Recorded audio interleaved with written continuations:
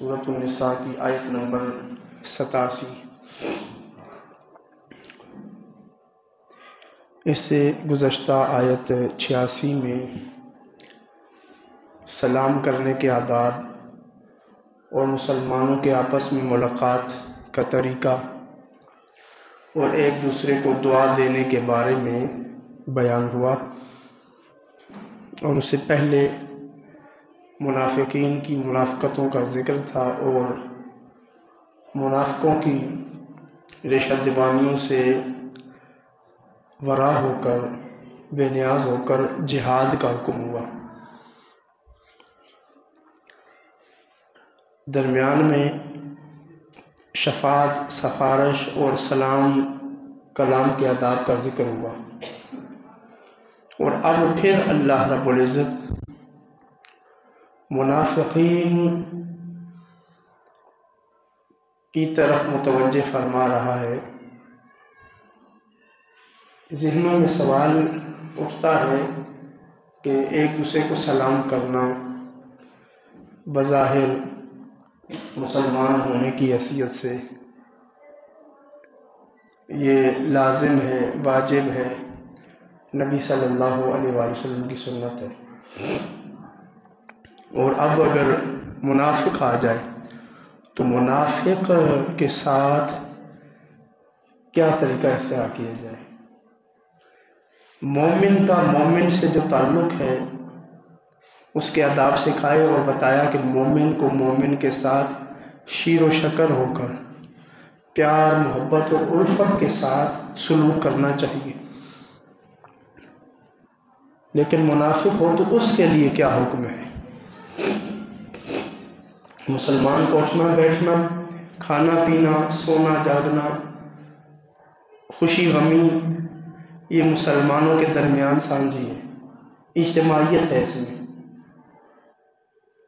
لیکن منافقین کے ساتھ کیا سلوک ہونا چاہیے، اس پر مسلمان دو قسم کی سوچ رکھتے تھے۔ نبی علیہ السلام کے صحابہ میں اس پر بحث ہوئی کہ فلاں جو شخص ہے اس نے فلاں موقع پر یوں کیا، لہٰذا وہ منافق ہے، اس سے میل جول نہیں رکھنا، اس سے سلام دعا نہیں رکھنا۔ دوسرے مسلمانوں نے کہا اگرچہ اس سے یہ کام ہوا ہے لیکن وہ نیکی کے کام بھی کرتا ہے، اس نے کلمہ بھی پڑھا ہے، اپنے آپ کو بظاہر مسلمان کہتا ہے، تو اس کے اس عمل کی وجہ سے اس کی مسلمانیت پر انگلی مت اٹھاؤ، اس کے خون بہانے کو جائز مت سمجھو، اسے منافق قرار مت دو، وہ بھی ہماری طرح مومن ہے اگرچہ اس سے یہ غلطی ہو گئی ہے۔ اب یہ بات صحابہ کے درمیان اٹھی، اور موضوع کیا تھا کہ جن لوگوں نے میدان جہاد میں ہمیں چھوڑا ہے، ہمیں میدان جہاد میں چھوڑ کر، مصیبت میں چھوڑ کر، موت کے منہ میں دھکیل کر خود پیچھے ہٹ آئے تھے، کیا وہ مومن ہیں یا منافق ہیں؟ اور پھر کیا ہوا؟ جو دوسرے مسلمان تھے ان کی دلیل کیا تھی؟ وہ کہتے تھے جب ہم واپس آئے تو وہ شرمندہ تھے، پشیمان تھے اپنے کیے پر، وہ پھر ہمارے ساتھ اٹھنا بیٹھنا شروع ہو گئے، لہٰذا وہ مومن ہیں۔ تو اس بات پر صحابہ میں اختلاف ہوا، اختلاف رائے ہوا، تو اللہ تعالیٰ نے اب اس کا فیصلہ نازل فرمایا۔ سورۃ النساء آیت نمبر 87، اللہ رب العزت فرماتا ہے، پہلی چیز یہ ذہن میں رکھو، اللہ لا الہ الا ہو، اللہ کے سوا کوئی معبود نہیں ہے، معبود ایک اللہ ہے، معبود ایک اللہ ہے۔ اے مسلمانوں، تم اس سے تعلق رکھو جو ایک اللہ کو اپنا معبود مانتا ہے. جو دوسرے کی بات کرے اس سے تمہارا تعلق نہیں ہونا چاہیے. اور دوسری لَيَجْمَعَنَّكُمْ إِلَىٰ يَوْمِ الْقِيَامَةِ، اللہ تمہیں قیامت کے دن جمع فرمائے گا اور پھر تمہیں بتائے گا کہ یہ منافق تھا، یہ کافر تھا، یہ مسلمان تھا. یہ فیصلہ وہاں ہوگا اور تم دیکھو گے کہ کافر کس طرح عذاب میں ہوں گے، مخبوط الحواس ہوں گے، اور ان کافروں کے ساتھ منافق بھی ہوں گے، اور اسی میدان میں مومن بھی اپنی شان کے ساتھ موجود ہوں گے. اس لیے یہ ذہن رکھو، لَيَجْمَعَنَّكُمْ إِلَىٰ يَوْمِ الْقِيَامَةِ، اللہ تمہیں جمع کرے گا. جب اللہ وہاں جمع کرے گا تو یہاں تمہارا آپس میں ایک دوسرے کے ساتھ جمع ہونا، میل ملاقات کرنا، اجتماعیت رکھنا، اکٹھ کرنا، کسی جماعت کا حصہ بننا بھی اللہ کے تابع ہونا چاہیے. ذاتی رشتہ داری، ذاتی دوستی، ذاتی کاروباری شراکت یا کسی اور مفاد کے لیے تمہارا جمع ہونا نہ ہو. تم کسی کے ساتھ ملو تو اللہ کی رضا کے لیے ملو. لَيَجْمَعَنَّكُمْ إِلَىٰ يَوْمِ الْقِيَامَةِ لَا رَيْبَ فِيهِ، قیامت کو کوئی شک نہیں ہے، قیامت آئے وہاں تمہیں وہ جمع کرے. لیکن یہاں تم نے کسی کے ساتھ ملنا ہے تو اللہ کی رضا کے لیے، تمہارے پیش نظر اللہ ہو، اللہ کی رضا خوشنودی ہو. وَمَنْ أَصْدَقُ مِنَ اللَّهِ حَدِيثًا، اور تیسری بات یہ بتاؤ کہ اللہ کے علاوہ سچی بات کون کرتا ہے؟ سب سے سچی بات اللہ کی ہے. پہلے مومنین جن کا آپس میں اختلاف ہوا انہیں بتایا کہ تم کس پوزیشن پر ہو. تمہیں اختلاف کرنا ہو تو تمہارے پیش نظر اصول کیا ہو، تمہارے پیش نظر دستور اور آئین کیا ہو جس کے تحت تم فیصلے کرو. وہ ایک ہی ہے کہ اللہ تعالی کا جو ہو گیا وہ تمہارا ہے، جو اللہ کا نہیں ہے وہ تمہارا نہیں ہے. بس معیار، میزان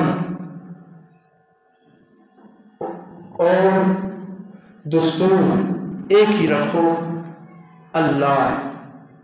جس کا تعلق اللہ کے ساتھ ہے اس کے ساتھ تم تعلق رکھو. یہ نہ دیکھو کہ اس کے پاس دولت زیادہ ہے، یہ دیکھو کہ یہ اس دولت کو لے کر رب کی بارگاہ میں جاتا ہے یا رب کے باغیوں والے کام کرتا ہے.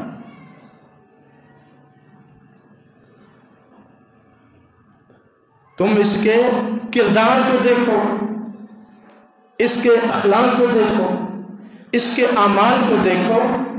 اگر اللہ والوں کے ساتھ اس کے اعمال ملتے ہیں تو اس کے ساتھ ہو جاؤ، اس کو اپنا بنا لو، نہیں تو دھتکار کو چھوڑ دو. اب اللہ رب العزت نے یہ اس آیت میں، آیت نمبر 87 میں اصول ذکر فرما دیا کہ معبود تمہارا اللہ ہے. وہی سارے نبیوں کا معبود تھا، فرشتوں کا معبود ہے، جنات اسی کی عبادت کرتے ہیں. تم سے پہلے لوگ اسی کی عبادت کرتے تھے، آئندہ بھی ہوتی رہے. لیکن پیش نظر رکھو تمہارا منہ جب اس کی طرف ہے تو پھر اس کے غیروں کی طرف تمہارا رخ نہیں ہونا چاہیے. تمہیں اجتماعیت بھی نصیب ہوگی اللہ کے حکم سے. اور یہ ذہن میں رکھو کہ جو اللہ بات کرنے جا رہا ہے وہ سچی ہے، اس بات کو اپنا معیار بناؤ. اور اب براہ راست اللہ رب العزت فرماتا ہے فَمَا لَكُمْ فِي الْمُنَافِقِينَ، ان منافقوں کے بارے میں تمہیں کیا ہو گیا ہے؟ فئتین، تم دو گروہ بن گئے ہو کہ یہ ہیں ہی منافق. دوست اور دشمن کی پہچان تو مصیبت میں ہوتی ہے، کون اپنا ہے کون پرایا ہے. خوشی میں تو سارے آ کے شریک ہو جاتے ہیں، پتہ تو اس وقت چلتا ہے جب تم مصیبت میں ہو، پریشانی میں ہو، دکھ میں ہو. اس وقت تمہارے ساتھ کون کھڑا ہوا وہ تمہارا دوست ہے. جو تمہیں مصیبت میں چھوڑ گیا وہ منافق ہے. تو واضح کر دیا کہ آپس میں اختلاف کی ضرورت نہیں.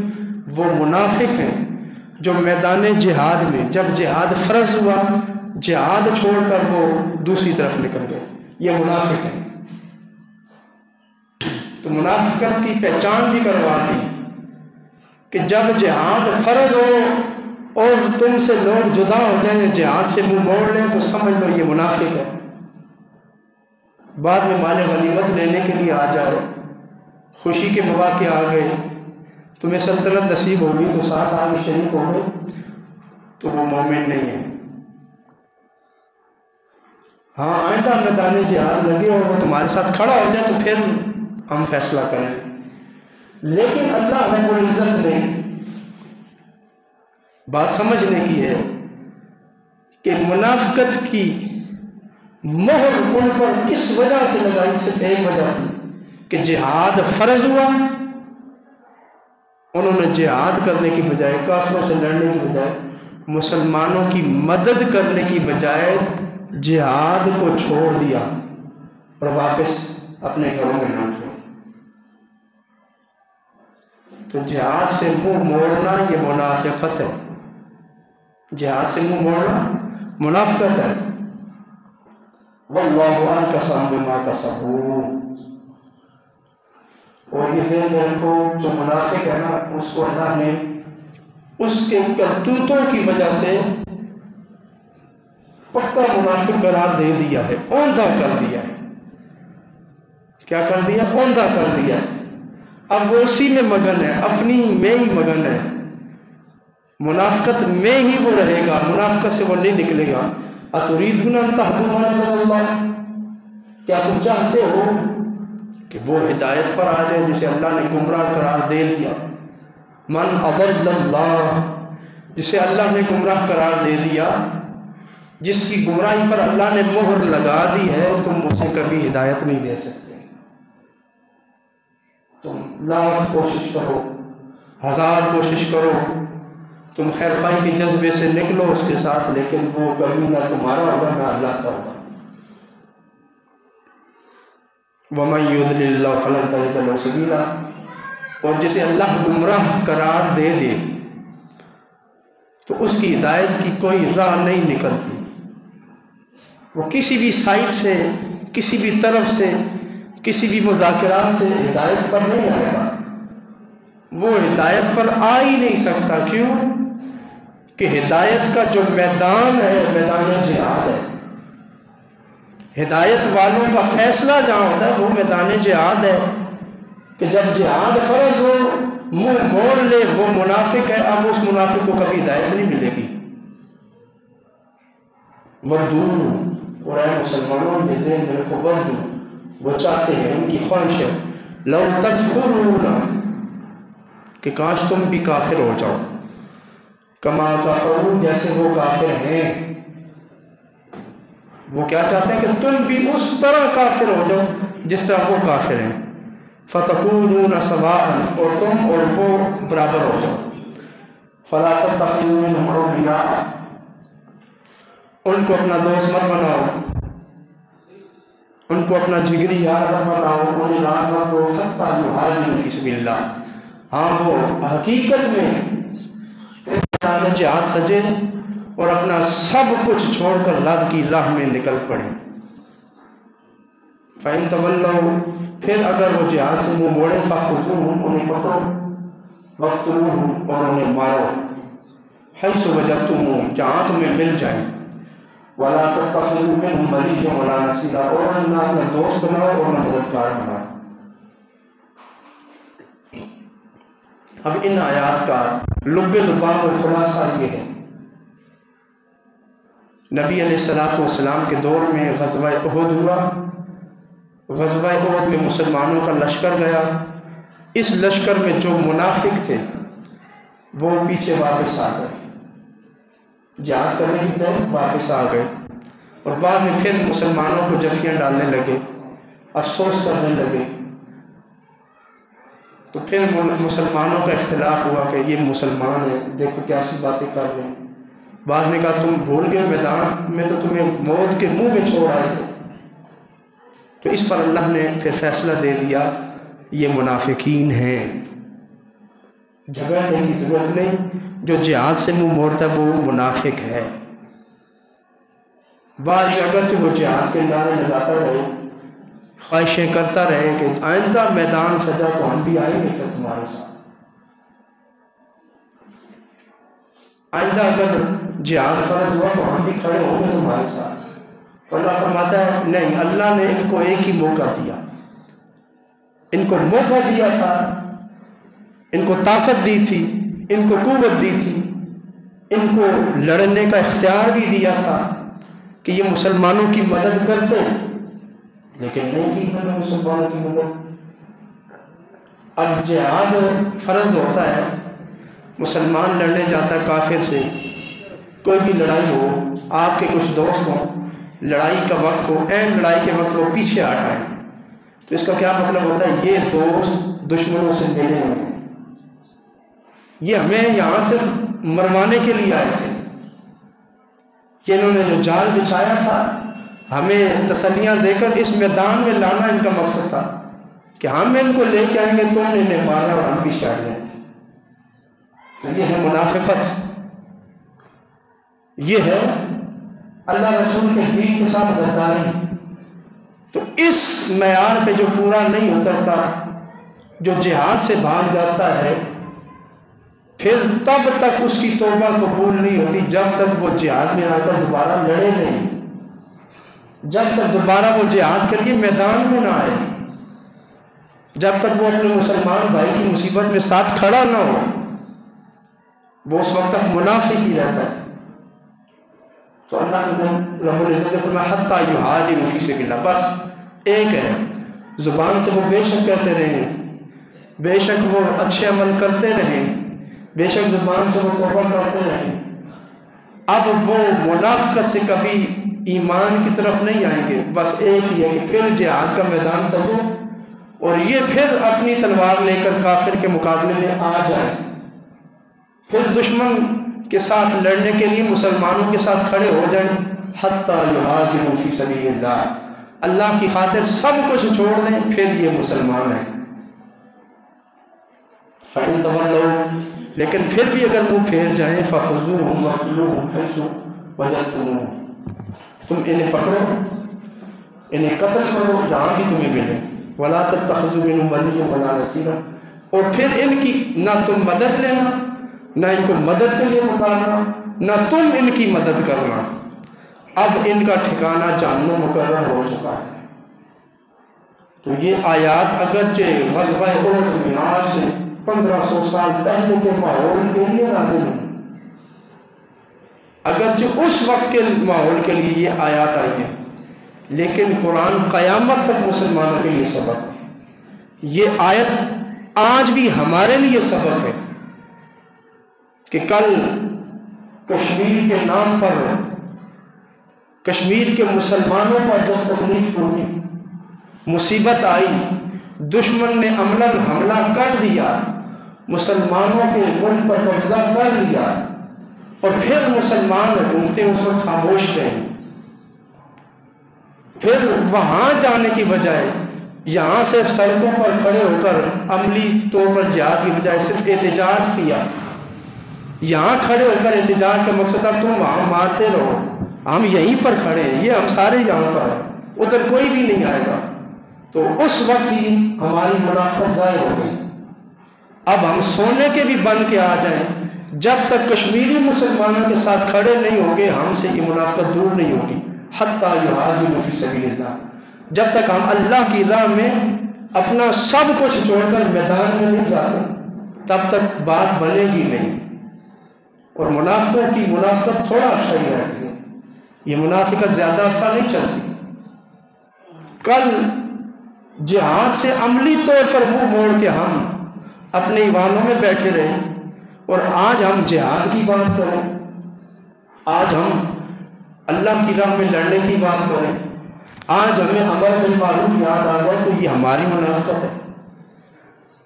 اور یہ ہماری منافقت ایسی ہے، یہ منافقت ایسی ہوتی ہے کہ نبی علیہ السلام کے دور میں اس منافقت کو منافقت قرار دینے کے لیے بھی اللہ کو آیات نازل کرنا پڑے۔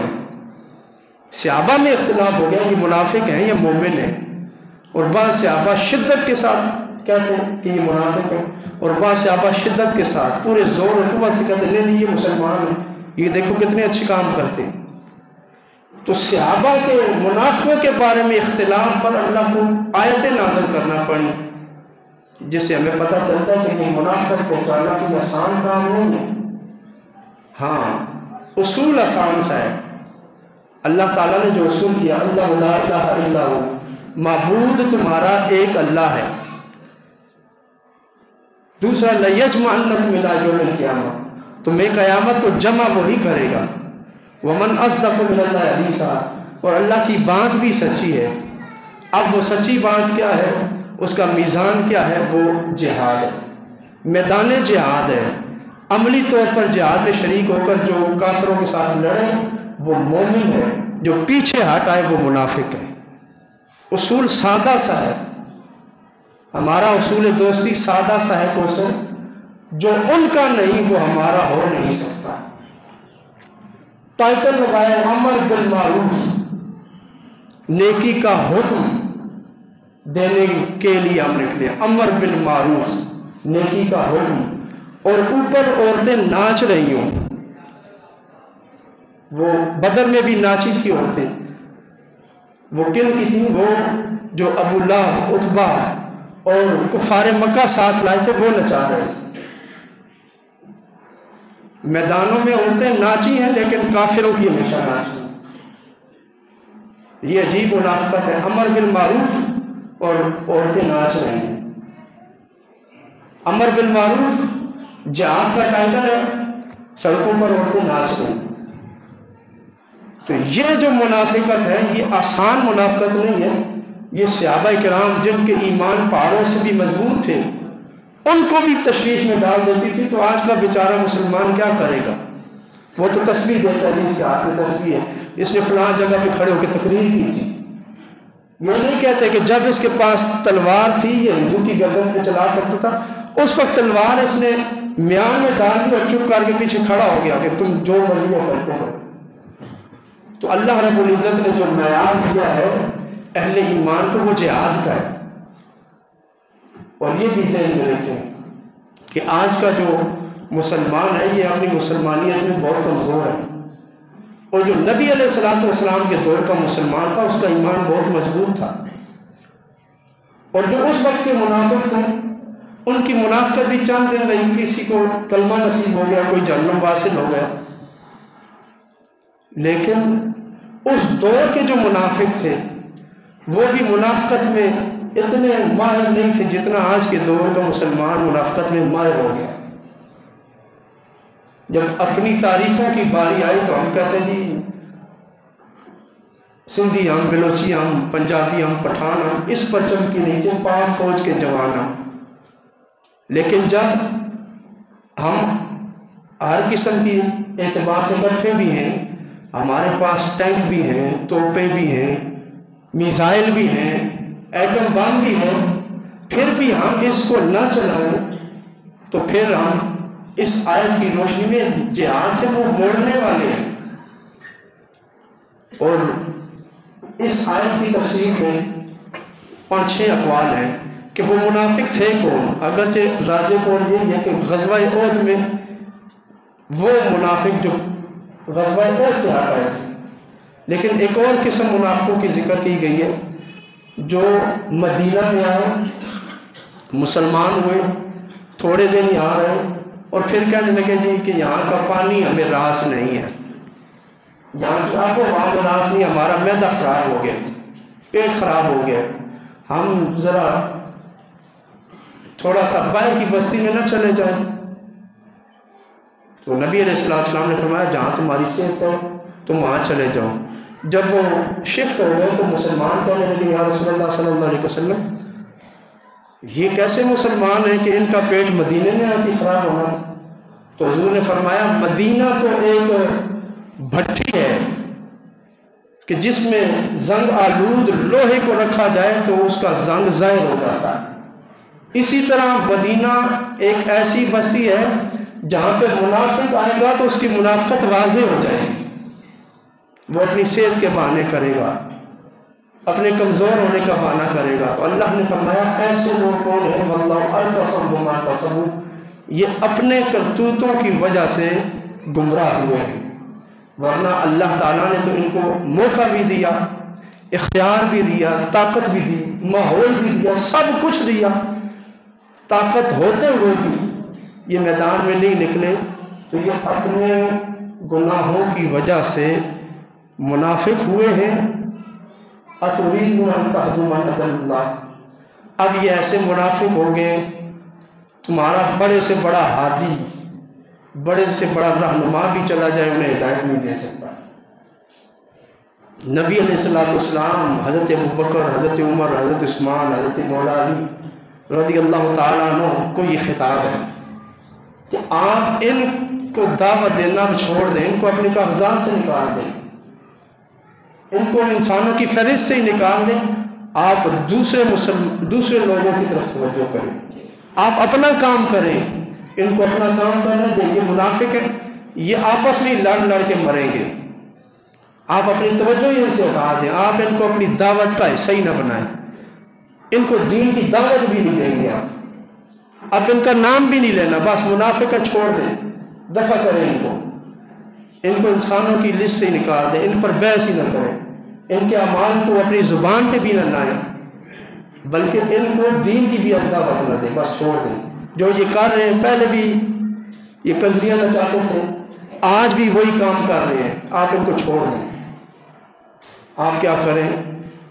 آپ اپنی فکر کریں، آپ کیا کریں؟ اپنی فکر۔ فرمایا ودو، ان کی یہ خواہش ہے کہ تم بھی اپنی عورتیں لے کر میدان میں آؤ، انہیں نچاؤ، لو تکفرون، کہ کاش تم بھی کافر ہو جاؤ، کما کفروا، جیسے یہ کافر ہیں، فتکونون سواء، پھر تم اور وہ برابر ہو جاؤ، فلا تتخذوا منهم اولیاء، تم یہ کرو کہ تم ان کو دوست بناؤ ہی نہیں، ان کے قریب ہی نہ جاؤ، حتی یہاجروا فی سبیل اللہ، ہاں یہ سچے دل سے اللہ کے بندے بن جائیں، اپنا سب کچھ اللہ کی راہ میں قربان کر دیں۔ فَإِن تَوَلَّوْا فَخُذُوهُمْ، اگر پھر موقع ملے اور یہ منہ پھیر جائیں تو اب ان کا آخری حل کیا ہے؟ فَخُذُوهُمْ، انہیں پکڑو، وَاقْتُلُوهُمْ، اور انہیں مارو۔ پھر کیا ہوگا؟ حَيْثُ وَجَدتُّمُوهُمْ، جدھر مل جائیں ان کو مارو، وَلَا تَتَّخِذُوا مِنْهُمْ وَلِيًّا، اب ان پر رحم نہیں کرنا، وَلَا نَصِيرًا، ان کی مدد بھی نہیں کرنی، ان کے حق میں کوئی بیان بھی نہیں دینا۔ اب یہ بس مرنے کے قابل رہ گئے ہیں، لیکن موت بھی آسانی سے نہیں آئے گی۔ کہا فَخُذُوهُمْ، انہیں پکڑو، وَاقْتُلُوهُمْ، پھر قتل کرو۔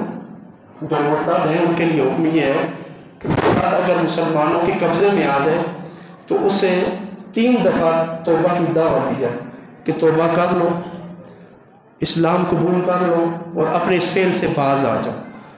اگر وہ باز آئے جائے تو ٹھیک، 3 دفعہ توبہ کی دعوت دینے کے باوجود نہ مانے، وَاقْتُلُوهُمْ، پھر اسے قتل کر دو۔ اس لیے انہیں قتل کرو کہ یہ تمہیں بھی گمراہ دیکھنا چاہتے ہیں، تمہیں بھی کافر بنانا چاہتے ہیں، تمہیں بھی اپنی طرح کا کرنا چاہتے ہیں۔ ان کی گردنیں اڑاؤ، ان کو اس زمین سے پاک کر دو، تم نے یہ کام کرنا ہے، تم نے ایک ان سے توجہ اپنی ہٹانی ہے، ان کا نام نہیں لینا زبانوں سے، یہ منافقت ہے۔